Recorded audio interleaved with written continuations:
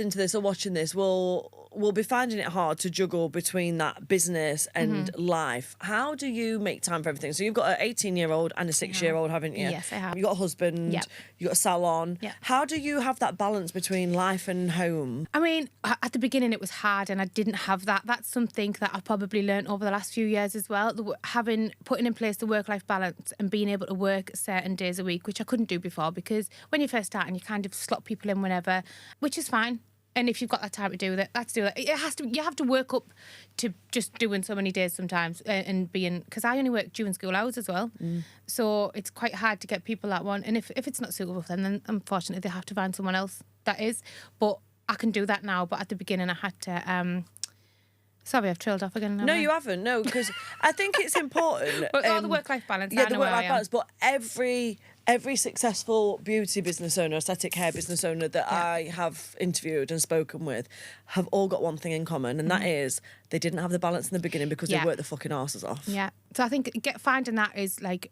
was one of the best things to be able to do that. But I also have a work phone and a personal phone. That was a big deal.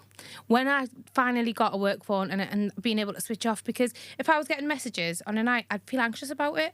I mean, now I've seen a message and I'm not that anxious because I know no matter what, I'm going to be fine with it. But at the beginning, if I've seen a message, I'm like, oh my God, does she not like her hair? Why does she want to come back? And it's usually like they're coming back to buy shampoo or get a blow dry or something. But if I've seen the name pop up, I'm like, oh my God. Anxious. Yeah, and it would just set me off. If I had something to deal with, I'd be like, oh God, I need to do this tomorrow. This is what I need to do.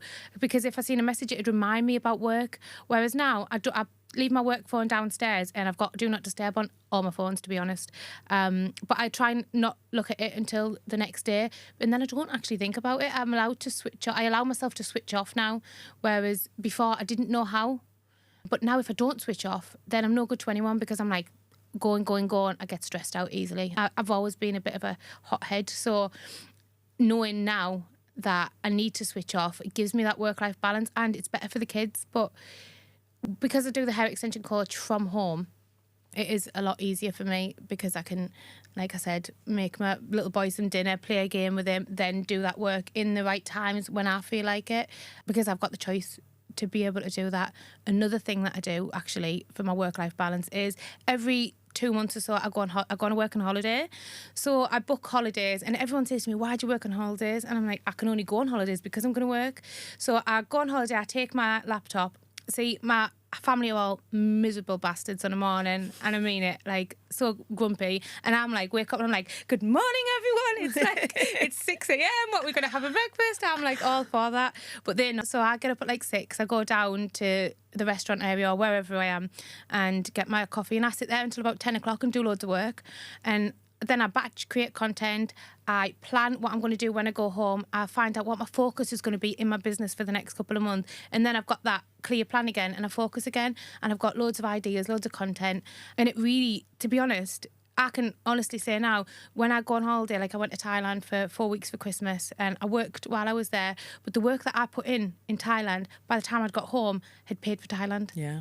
You know, it's worth it for me, and my head's so clear. I come up with ideas, and then when I get home, my colleague who I work with, I walk in and she's like, oh God, she's been all day, she's coming in with a list. Right, this needs changing, this needs changing, this needs changing. Carissa will be laughing because that is she's what on I'm holiday like. and she's FaceTiming me and like, how many beads are left? What colour beads do we need to order? And I'm like, just have a holiday, but I can't. I like to be busy. So, but that work-life balance is great because then I get to do my work for 4 hours and then we sit in the pool with the kids on the afternoon. So I think I'm fortunate enough to be able to do that now. Yeah, but it's not always been that way. No, and it's not always been that way. like... But even if I wasn't fortunate enough to book a holiday, I think taking time out is important as well, because if you're just constantly stressing about the business, what's the point in working all the time if you've not got that time to spend with your family and enjoy with your kids? You know, I think you need to have that work-life balance to be able to be a successful... What's that from that book? How many millionaires do you know that work 24/7? Like, they don't. They're usually working from abroad or, you know, at the golf course. I love that. It's great advice. Did you ever used to feel guilty about taking a day off work? Yeah, and I'd be thinking, oh, I could be earning or...